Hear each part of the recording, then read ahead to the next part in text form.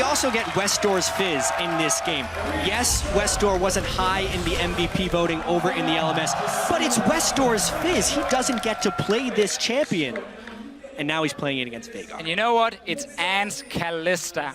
So AHQ, when they have these early fights in the bottom lane, they're looking to give Ant the kills, and of course Westdoor whatever he can pick up. But late game, you might just be one-shot by Incarnation. Westdoor's Fizz is 4-0 in their last 31 games played with a 15 KDA. Yeah, and it's been banned 26 times. Well, picked away one other. Anytime there's a game with Westdoor, Fizz shows up and picks her bans. Now, for Cloud9, we mentioned a little bit how the Lee Sin pick, they want to try and counter some of the early aggression. But for me, the Gangplank and Veigar, that is where Cloud9 wants a bit more time before their composition really kicks in. So for them, you gotta play safe in the early game. You gotta be able to predict where HQ is going. Because once you hit 11 and get rank 2 ulti and rank 3 of your E on this Veigar here with the stun, grouping is gonna be so powerful for them. And I don't think HQ will be able to respond against that. We'll find out if they get a chance to respond to Fisher. We're almost at 2 minutes.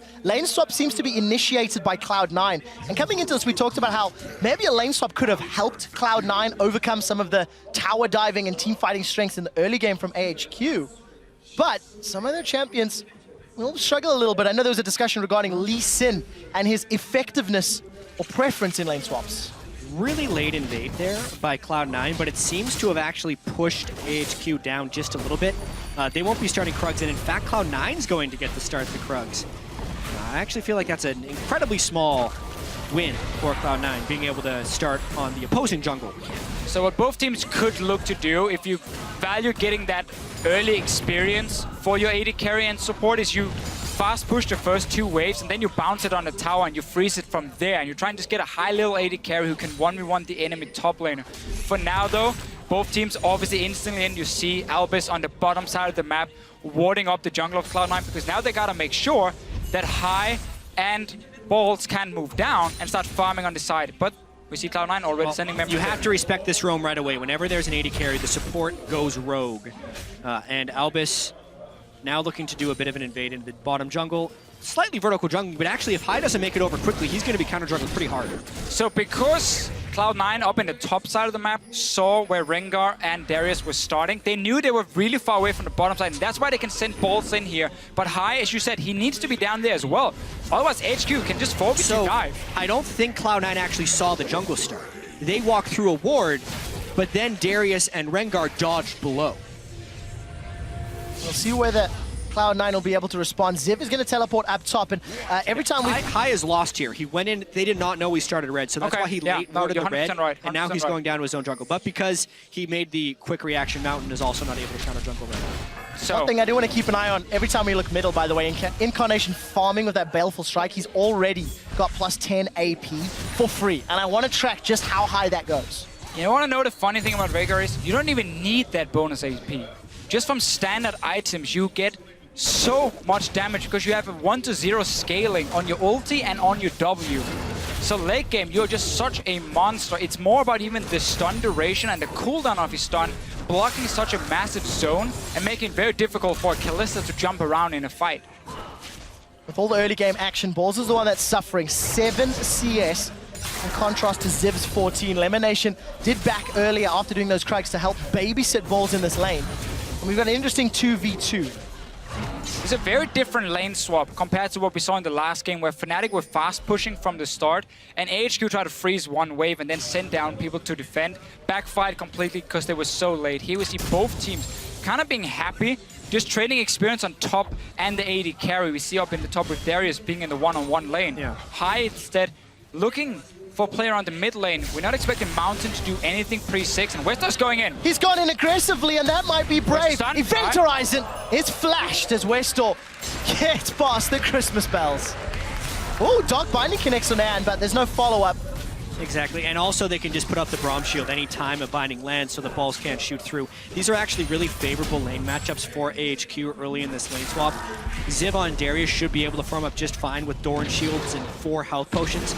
Additionally, Anne and Albus can really punish Sneaky and Lemonation or sorry, Balls elimination in that bottom lane because of the Braum and because of the melee versus range discrepancy. Yeah, never been a fan of the lane swaps where you just trade AD carry for top lane experience. I think top laners always benefit so much more from getting an advantage. Now in this case, you can see Cloud9 is swapping back. So before it gets completely out of hand, they want to get it back to standard lanes. I like the little play though from high around the mid lane, because you saw the minion wave were pushing slowly down to Incarnation. That meant Westar, he had to overextend to keep farming as a melee champion, and therefore Hai knew there was a chance he could get in, and he forces a flash, which can be key now that Westar will be under more pressure, and Incarnation is soon hitting level 6.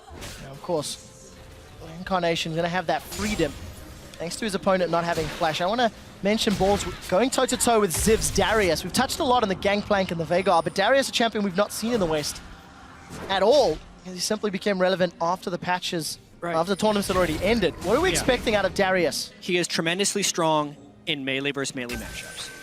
And he's also very swingy in lane. The fact that Balls has had to swap back into this lane with Ziv having a full level on him as well as double CS is putting him in a situation to fail. So Ziv will actually have a large amount of lane pressure and should be able to bully Balls' Gangplank quite substantially here. It was just such a weird start for C9. We've taken that camp and then slow pushing it with Sneaky up on the top side, so he barely got an XP advantage over that top laner on their way. So Ziv just picked up so much extra farm, and he's gonna continue to be a bully. Level 6 is where he really starts becoming extremely hard to deal with, and he's one of these champions that if he gets going, he can just snowball completely out of control. It's why teams like playing around the top lane.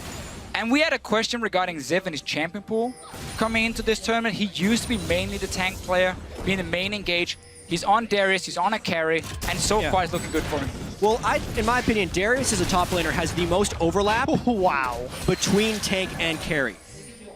Maokai or Gnar or Shen, the things that Ziv played a lot of in the regular season, are full tanks, but Darius generally builds tank items, and then if he gets Noxian Might up, will gain upwards of 200 attack damage in the late game and become the carry. So the textbook juggernaut, I would say, for Darius. The standard build we see from him is Black Cleaver and then often Dead Man's Plate coming in as well. And I think that's an extremely powerful item on this patch here, giving him a bit of movement speed, and also if he stacks it up to 100, of course, that first hit where he gets the extra damage and a slow is really good for a fairly low mobility champion like Darius. Westar, taking a little bit of poke. He doesn't have flash, remember. We'll be able to just dance out of this one. Clearing that pink ward is actually pretty high value considering he didn't have immediate jungle support. So that's actually a nice mini win there for Westar, and his flash is only 2 minutes off from coming back again. You talk about jungle support. Level There 6 we go. Thrill of the hunt. The stun connects. This will be first blood to Westar's Fizz. He does get stunned up high. I'm not sure you want this fight. Gets some damage down. And the assassin has got his hands on the gold. Something we hadn't talked about much this game is the importance of the level 6 Rengar gank, and also the importance of Elise Sin having impact before Rengar can hit that point. Not only did Mountain nail his first Rengar gank, 10 out of 10, getting the kill and the flash from Incarnation, Hai hasn't even hit 6 yet, nor has he pulled off a gank that burned any summoner spells. Surprising that the first gank C9 pulls off was very smart, timing the minion wave, pushing in, forcing a flash. There was no return from Hai. A no flash mid laner managed to take away a pink ward. That should never happen, especially because your jungler has not been paying attention to the side lanes either. So we need to see Hai go in and still use the fact that Westar had no summoner, or for a few more seconds, 1 minute maybe, he can still be punished. So far, AHQ has been getting everything in this game. Slowly pulling ahead, over 1,000 gold. Every time we look top, Ziv is shoving Balls under his tower. We see Sneaky and Lemon being forced down. They're taking unfavorable trades from Albus and Anne. And, you know, Mountain, he wasn't needed. He was able to just power farm his way up to Thrill of the Hunt. And the problem now for C9 is the fact that if you do not have lanes pushing against the Rengar, it is very difficult to get into the jungle and start warding deep where you can spot him using his ulti. You can't even deep ward in the lanes either, see if he's coming from there. So suddenly Mountain, every time ulti is ready, should have the opportunity to surprise Cloud9. No flash for Incarnation this time around. Westar has ulti. You can just return to the mid lane and do exactly the same thing again. Yeah, I should also note the early gank from Hai did burn the flash, but that's pretty much all he did. Exactly, but we need the follow-up then. Yeah, and he's missed that follow-up. Westar again has flash, and his mid laner is the one sitting without. It's really a lot about Incarnation trying to passively farm here to get his ability power up, and Balls' Gangplank passively farming to get extra gold from his barrels, because outside of that, Cloud9 doesn't have many windows for success here in the early game. And Incarnation, of course, running cooldown reduction per level runes for himself, get the 3.75% for masteries as well. And then he's Athenes, and he can start making some plays. But Mountain, we just mentioned it, he's back towards the mid lane. Incarnation is standing very far back though. Yep. Not going to be at risk of getting caught this time. As we've crested 10 minutes, AHQ have that 1,000 gold lead. And a touch on that early game graph, they accelerate as they get closer to 20. Incarnation may be in trouble. He's going to get far enough away. And small misplay from Mountain. And I think actually Incarnation played that really well. It was greedy of Mountain to pop Thrill the Hunt so early, but Incarnation was constantly dashing in and out of where turret range would be if Rengar jumped on him, and Mountain was not willing to engage himself in a full-on turret dive, so nice job there. And a very important thing to highlight with Veigar's stun in this matchup. Let's just see the bot lane first though. Elimination doesn't look to go aggressive, but you can not dash through the stun of Veigar. So when he gets the warning that Mountain is coming, he can just pop down the stun near himself, and Rengar will always get stunned on the way in and should not be able to one-shot him or at least lock him down. So Incarnation, as long as he stays far enough back and gets the warning and not hug a boost or whatever, so someone can jump in and kill him, he should be okay. Plus 58 ability power on Dark Matter, almost 3 amp tomes already. And outside of a big CS discrepancy in the top lane, it's not looking great for Cloud9. AHQ continue to just play for the long game. Yeah, the one saving grace here for Cloud9 is this bottom lane. Tristana is a pick that mainly caught on in North America, and this is specifically what they do for it. They continually push up, they get the explosive charge on the turrets, and they shove them down as quickly as possible. Even though Sneaky was top lane for the early start of that lane, he still gets the turret, and even though the rest of the game was going towards AHQ, that turret gold is going to come in really handy if they can withstand the rest of these ganks. Well, Mountain wants to get balls. Apprehend connects, as does the Decimate. That's a flash away. The teleport from Incarnation gets cancelled by Chum the Waters. We're still getting to it. While all that is going on, Lemon, Sneaky, and High take Dragon #1 after taking Tower #1. Yeah, Mountain wasted that ulti in the mid lane before, so didn't have it ready for the dive up top, and then C9 using all the globals they had ready. High just making Westo use a bit of mana, and now he cannot clear the wave because they're already pushing on it. And Cloud9 is rotating around Sneaky to get the explosive charge on turrets as quickly as possible and trying to punish the low wave clear of the Fizz mid. Cloud9 is still very much in this game, getting the Dragon, avoiding the dive in the top lane, and also getting that bottom turret. It is putting the emphasis on AHQ to start fights, which shouldn't be a problem, but they haven't found the fights yet. One of the main things for Tristana when she became a pick was that she was good in lane against Kalista. You could out-trade the Kalista with the early trades because you had your E doing the physical damage, and then once you get towards these towers here, because Kalista is a fairly slow wave clear and basically very limited before Hurricane with the wave clear, Tristana will always get the 4-5 hits with the bomb exploding. So C9, when you have a Veigar, when you have a Tristana and a Black Shield, that's a very, very strong siege composition for them against absolutely no defensive wave clear on the side of AHQ. So AHQ are looking to open up the map soon and start fighting. They do not want a longer laning phase. They need to start getting these roams and creating these picks. Otherwise, Cloud9 can just easily group. Incarnation is getting very close to his 11, and then suddenly it becomes very bad for AHQ. Well, AHQ do look to secure their first tower in a moment or two. The next wave is busy conga lining down. Balls still 35 CS down, but while he's unable to defend top, AHQ are under pressure middle. It looks like Lemon will be aiding Incarnation, and High's just waiting in the wings. So what Sneaky wants to do here is push up the bottom lane to apply pressure and force someone to defend, and then he can just rotate to the mid lane, group up with Incarnation, and take down this mid tower. You can see him already move away and start moving through the jungle, or at least trying to. Then they spot Rengar on a lot of these deep wards, and now he can safely just jump away. Very, very good wards from C9. They know which lanes to play around, bottom side and mid lane, because those are the outer turrets you're aiming for. Let Balls just try and farm whatever he can up top. So Mountain's first ultimate was fantastic. The following two, optimistic. Yeah. They've not paid off. Just a quick difference in their item builds as well. Moby Boots, both warrior enchantments. Moby Boots for Mountain versus the Sightstone for High. So still fairly squishy on both sides of the jungle camp. And this would normally be the time in the game where AHQ would be taking advantage, but they just strictly don't have the wave clear, and that's the stun! Oh, he's down! Sneaky gets the kill, even an assist for Balls. They're gonna turn their attention to the tower as that cannon barrage helps to clear the wave. C9 might be behind in gold, but this composition when it gets to siege on a tower is so deadly. You see the stun, the chain CC coming, and you just burst down one target. They are so far ahead in map pressure as well. Oh. Westdoor have to fight, and they just keep chaining. Cloud9 is on a rampage. Oh, there we go. Wait for Event Horizon to come back up, and Incarnation will say, I'll have another. They have decided to back away for now. Look at Westdoor. He was in the river. And because Ziv was called down, Balls gets free time in the top side.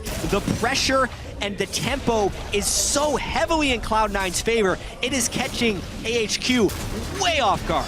AHQ in the LMS is used to playing a laning phase where they always get slightly ahead. They're then used to getting out of the laning phase and just take team fights left and right, and they win them and they get so far ahead of the other team.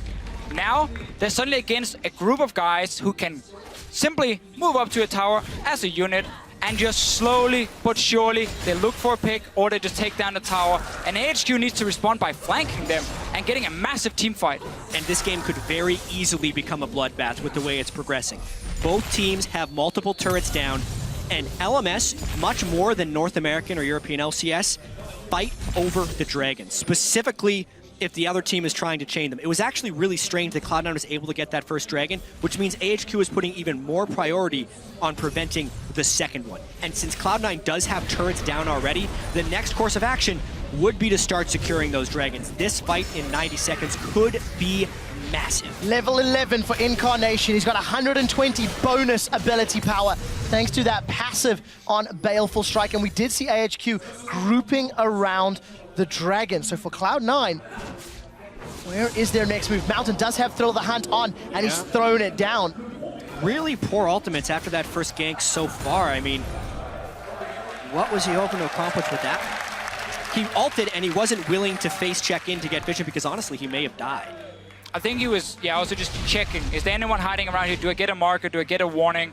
But it does mean for the team fight now, near this dragon, it is not there. And the way for HQ again to engage, just highlighted, they have to be able to flank in. Otherwise, Incarnation can just land the stun, deal the damage. Oh, that was so close. If Westdoor jumped in, that Primordial Burst could have just insta-gipped him. I will say, from the earlier push that Cloud9 did on the mid lane, it does feel like HQ is not well prepared for this Veigar pick.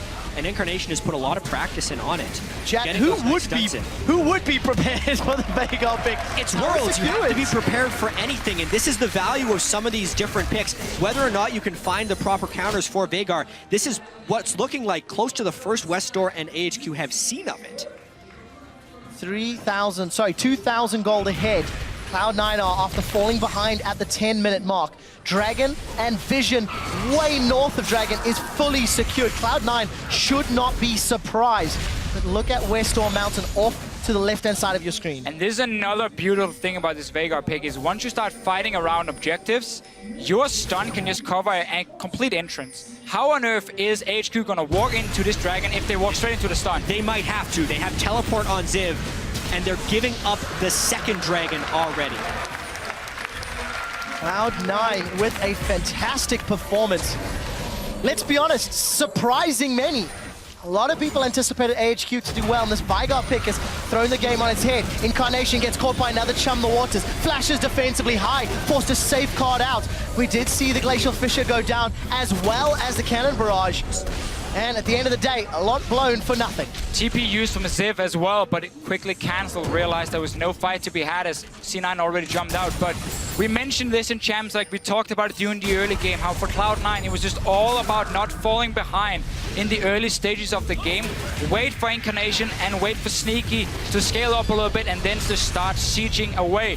And as you said yet before, HQ so far have been looking for a few picks with Mountain, but he's been very far from finding anything. Yeah, Mountain's Rengar has not been impressive. His first gank was good. Everything after that has completely missed the mark. The deep wards from Cloud9 are in all the right places to stop Mountain from being able to push. And despite, here's the huge thing, despite Balls going into that top lane against a Darius, beginning down 20 CS and a level, he was down 40-20 and level 5-4. And even though he lost his turret early on, he's stuck right in there, and he's been able to use his global somewhat offensively. Huge credit to Balls' Gangplank, his most played champion in Korean solo queue during the boot camp. He is doing good work against Zib, AHQ's strongest player.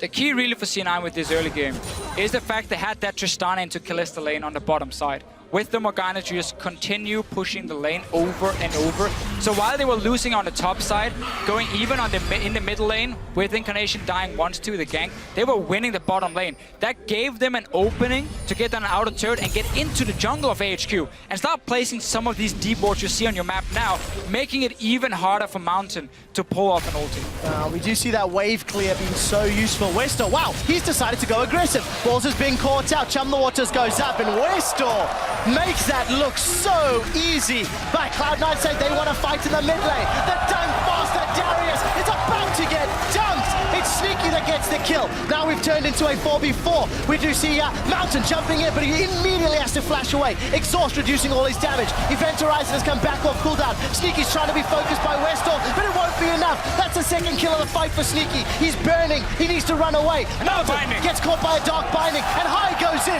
but it's Incarnation that secures the kill credit. 5-2 and 4,000 gold up. And Cloud9 is actually thinking of turning on to Baron after this. This is a risky call. That was a great chaotic fight win by Cloud9. They got balls coming in with TP.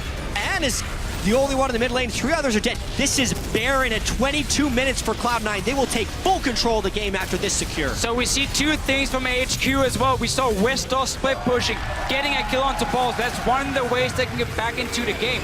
But then the rest of the team were caught sleeping in the mid lane. High gets the engage.